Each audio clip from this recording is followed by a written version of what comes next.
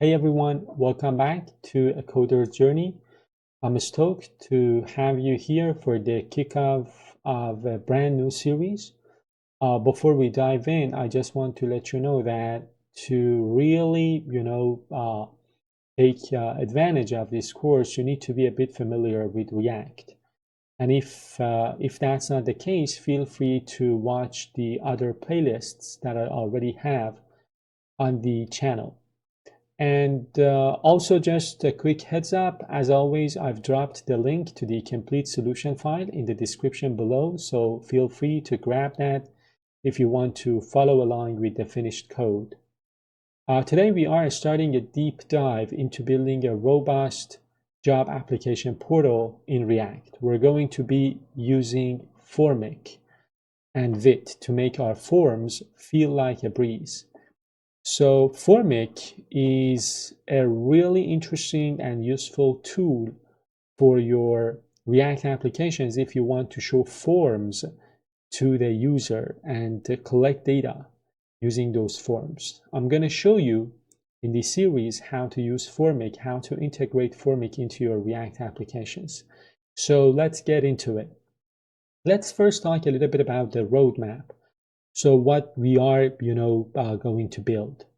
Before we get our hands dirty, I am going to give you a big picture of the thing we are about to build. This series is broken down into 10 focused episodes. There are different episodes where we are going to focus mostly on the basics of Formik, how to create form field level validation, how to use schema validation, how to use complex field types like checkboxes, radio buttons, selects, how to use nested fields and arrays, and so on. So by following this course, you will be able to understand every single important concept of Formik in React apps, and you will be able to integrate those concepts into your React applications.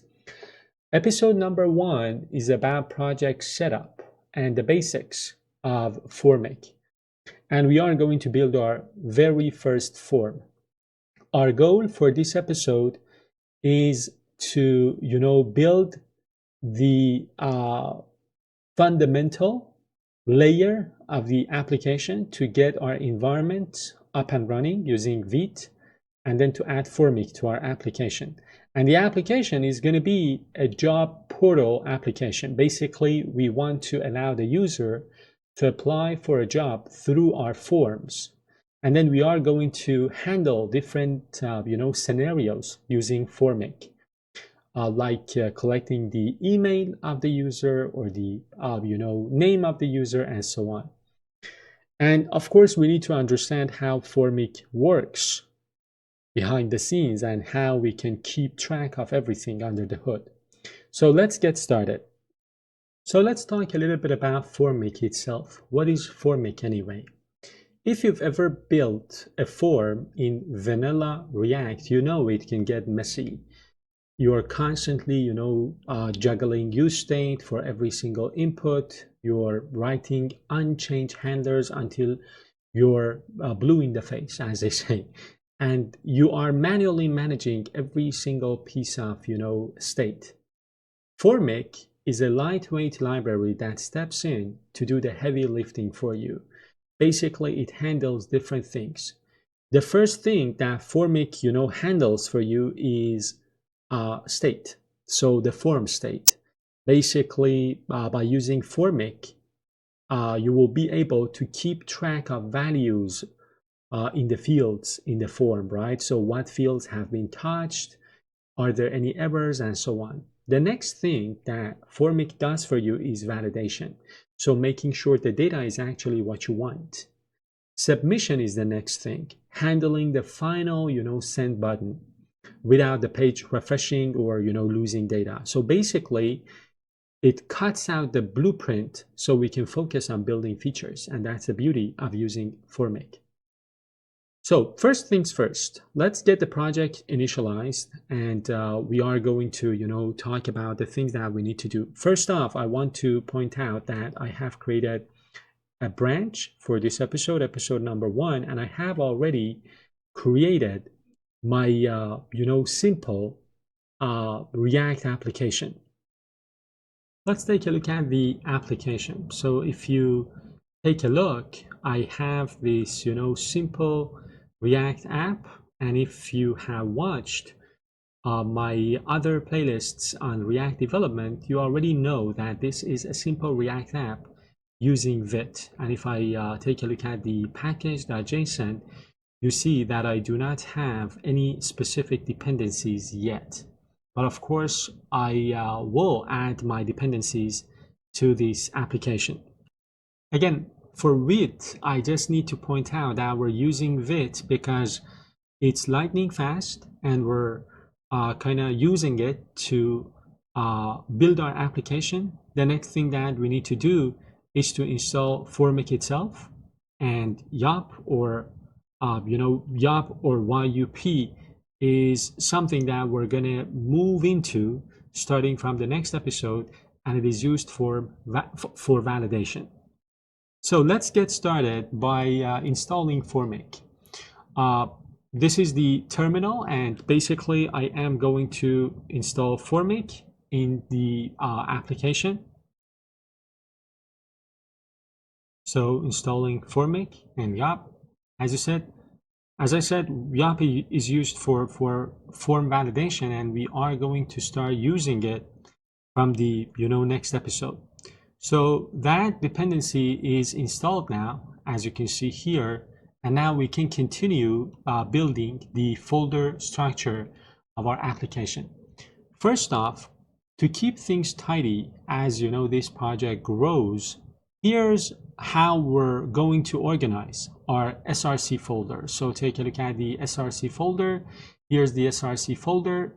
I am going to create a subfolder here. I'm going to call it components. And here I'm going to create my first component. I'm going to call it job application form.jsx. So this is the first component that we are going to work on. And then of course I have my app.jsx and I have my main.jsx, which I am going to work on shortly. I'm going to close out these guys and continue with the job application form. So we are going to write this code here. Again, as I told you, you need to be at least familiar with React development. And if you're not, no worries, because I have some other playlists that you can, watch and learn about React development. So in this component, the first thing that I need to do is to import some, dependencies. Then I am going to create the component itself.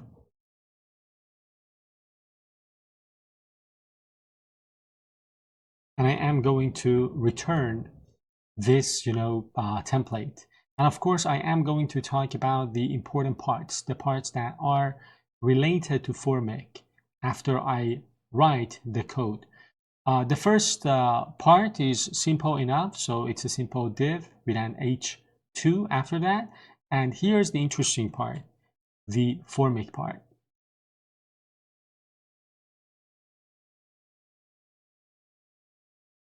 So take a look at the code. This is the form that we have built so far. And let's talk about this a little bit before we move on. This is the most important thing in this component for us. Formik, I would say, is the brain. So it wraps the form and kind of manages the state for your form. And then, you can see for yourself how things will get, easier as you continue building your form using Formik. So the next thing that I would do is to add this piece of code and then my form and then some fields. I'm going to need another form, another field as well for the email, and then a button.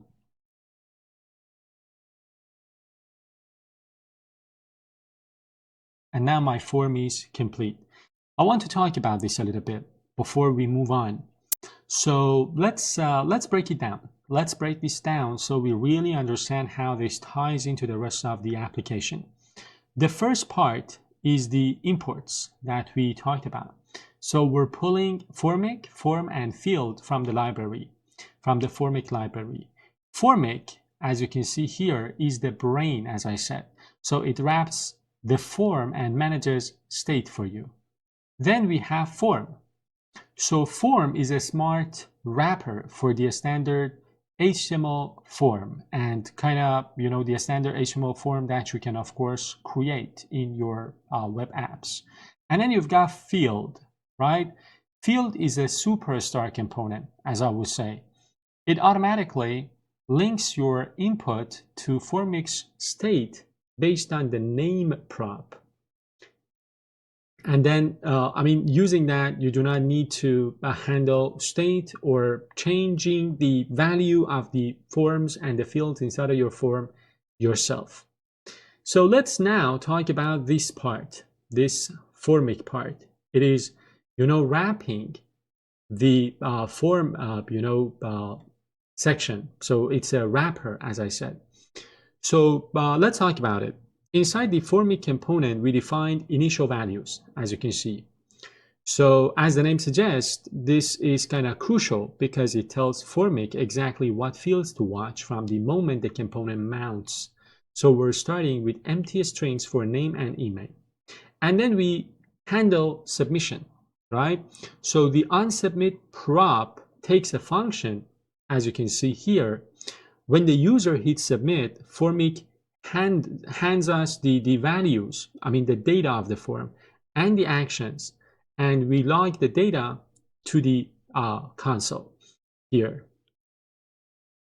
And then we call actions that set submitting to false to tell the UI that the loading phase is kind of over. And then we have the next part, this section. So this part is a render prop. It's how Formik shares its internal knowledge with us. So here we use is submitting to disable the submit button so users don't, accidentally spam the submit button while an API call is in progress. So I want to remove this part as well. And then we've got, the fields. So the fields, as you can see, are, small components for rendering different types of fields. We've got one field for the name and we've got one field for the email.